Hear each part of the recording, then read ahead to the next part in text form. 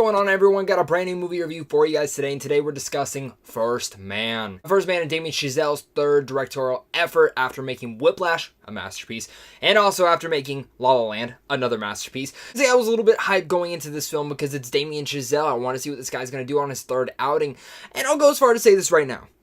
Damien Chazelle, you are 3 for 3 right now, my man. You directed the hell out of this movie, and my god, First Man is just a brilliant epic. Now, before we get into this review a little bit further, I do want to discuss a little bit of a controversy, so I don't hear about it in the comments. I know I still will, but I want to discuss it right now. You do see the flag. This is a very patriotic film. The man is very patriotic. You feel this through the whole entire tone of the movie. So, no flag controversy. I got a flag right here.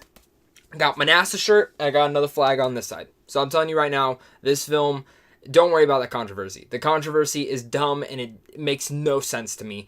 But my god, First Man is brilliant. Like I said, I absolutely love this movie. I'm going back and forth on what did I like more. Did I like A Star is Born more? Or did I like First Man more? Because they're both so different, but they both are just some of the best films that I've seen in the last 3 years. And I really do mean that. I mean, man, I had to take a deep breath after this film. A big sigh of relief. But what is First Man about? Well, First Man is about a look at the life of astronaut Neil Armstrong and the legendary space mission that led him to become the first man to walk on the moon on July 20th, 1969. And this journey is incredible. The thing that's really unique about this movie, though, that I love that they took it wasn't just about the mission. It was about the actual man and his life and what he went through, the personal endeavors that the guy went through. And that's something that I haven't seen in any personal missions through that have told this story yet.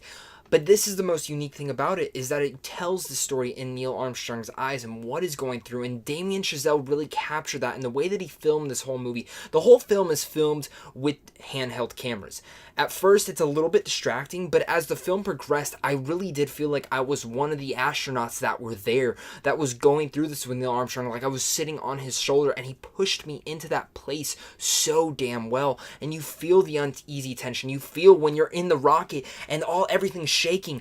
The sound design just adds to this, but you really do feel like you are there in the rocket ship, feeling like, hey, I could die in any second in this rust bucket, because it is insane that how much fear is in these guys' eyes, and that's what you really feel through Ryan Gosling. A lot of people are saying that his performance as Neil Armstrong is very stoic in one note, but I would have to go as far to say you are not looking at everything. If you look at the man's eyes, all his emotion are in those eyes, and I think he just portrayed Neil Armstrong so damn well, because if you really do look up Neil Armstrong, he is pretty much the embodiment of him. I think Ryan Gosling could have done it any better. I think he gives easily one of the best performances of this year. Just superb. Talking about performances, I mean Claire Foy, a girl who has stunned everyone in The Crown, which I've yet to see, but every other smaller thing that I've ever seen her in just blows me away, and I will be shocked if she does not win supporting actress this year. She is so damn superb in First Man, and the layers and the emotion that she brings, she steals almost every single scene. There's one scene in here where she's talking to Kyla Chandler, who again is wonderful and amazing in this film, but seriously, she brings such gravitas to this role, and I loved it. It goes to say every performance in here was great. Jason Clarke's in here, Corey Stoll's great, Kyle Chandler again is brilliant. Every single person brings their A game, and Damien Chazelle really brings the best out of all these actors. He knows how to get these great performances. And again, one of the most unique things about the story is that again, it's through Neil Armstrong's eyes. You get to see what the guy's going through. And one of the hard moments in here, which I'm not going to spoil, but it's a scene where he's at a dinner table with his family discussing some of the stuff that's about to go down. And it is just really tough on the heart. This film's emotional. It got me there. It got me teary-eyed. It really did, especially by one of the last moments in the whole film where I was about to cry. And I love those sequences. But if we're talking about the last moments in here, I mean, all the space sequences in here are just jaw-dropping amazing. I couldn't tell you how many times where I didn't even have to take a double take, and I could have believed that they really filmed this in space and that they really did go to the moon. It is outstanding to see what they crafted within here and going to those moon sequences and how intense it got to those moments where you're literally, you know what's gonna happen because this is a true story. But I was gripping my fist. I felt so engaged and riveted throughout the whole entire movie, through every sequence that it was going through, within those intense moments, within those uneasy, settling moments too. I just could not get enough of it. And man, oh man, the score for this film is just the cherry on top. It is easily the best score of this year that I've heard so far. And I was just bombarded by some orgasmic musical sounds. I mean, seriously, this score is amazing. Chazelle and his team have almost crafted a masterpiece here.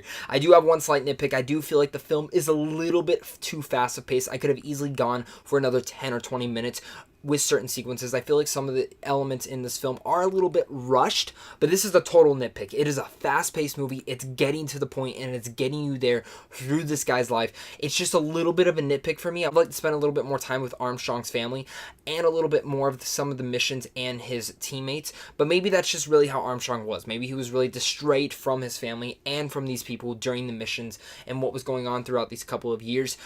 But again, Chazelle has crafted near a masterpiece. Maybe in a couple of years I might consider this a masterpiece, just like I say the same thing with Whiplash and La La Land. I adored the hell out of First Man. It's really hard going back and forth to see if this is really my favorite film of this year or is A Star is Born still my favorite. It's going to take a little bit of thinking for that. But with all that said, I'm going to give First Man an A+. Absolutely, what a brilliant film. I cannot recommend First Man enough. Please go check it out. It is really one of the best films of this year. You do not want to miss this, and make sure to check it out in the biggest theater you can. Thank you guys so much for watching this, though. If you guys are new here and you guys want to check out some movies early, hit up Sandwich on Films also down below, because right down there, again, you guys can get into advanced movie screens. You can get into some giveaways, check out some movie news, and even some movie reviews. But guys, of course, until next time, hit that like and subscribe button if you're new, and stay classy.